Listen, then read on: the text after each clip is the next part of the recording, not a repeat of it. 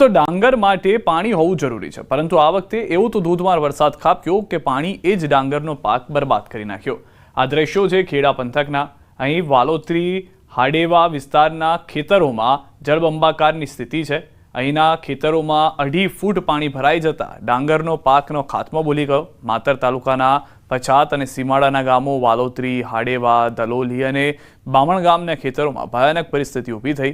અહીંના ખેડૂતોએ જણાવ્યું છે કે છેલ્લા 10 વર્ષથી અહીં વરસાદ પડતા જ ખેતરોમાં પાણી ભરાઈ જતું હોય છે, પરંતુ વહીવટીતંત્ર દ્વારા કોઈ પણ કાયમી ઉકેલ કરવામાં આવ્યો નથી।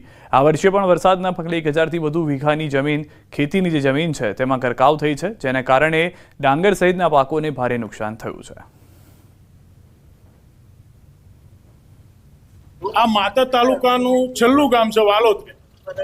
અહીંયા એક જ પ્રશ્ન છે કે એક દિવસ વરસાદ પડે એટલે તરત અહીંયા પાણી ભરાઈ જાય છે। જે પાણી આગળ નિકાસ મોટો કાંસ છે, નાનો કાંસ છે, પાણી ખેંચી નથી। આ તમે જોઈ શકો છો એ પ્રમાણે છેલ્લા 20-25 વર્ષથી આ મેઇન નિકાસ ગાડા ચિતરવાળા નિકાસ છે એ કાયમ ઉભરી જાય છે અને એની સફાઈ બરાબર થતી નથી।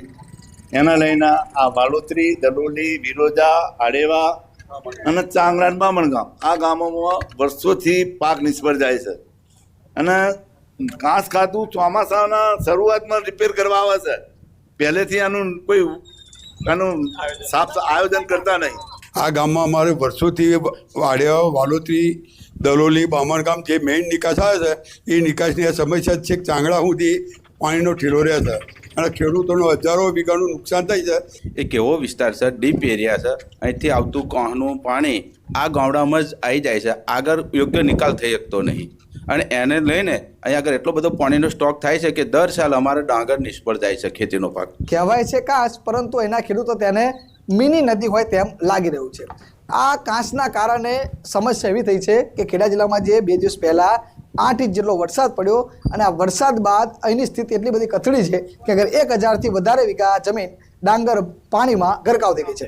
દ્રશ્યો બતાવી સીધા કે તમે જોઈ શકો છો, દૂર દૂર સુધી તમને માત્ર પાણી જ પાણી દેખાય છે। આ કોઈ દરિયો કે કોઈ નદી નહીં, પરંતુ આ અહીંના ખેતરો છે અને આ ખેતરોની અંદર પરિસ્થિતિ એવી વણસી છે કે ગયા વર્ષે પણ આ સ્થિતિ થઈ હતી અને આ વર્ષે પણ 1000થી વધુ વીઘા જમીન પાણીમાં ગરકાવ થઈ ગઈ છે।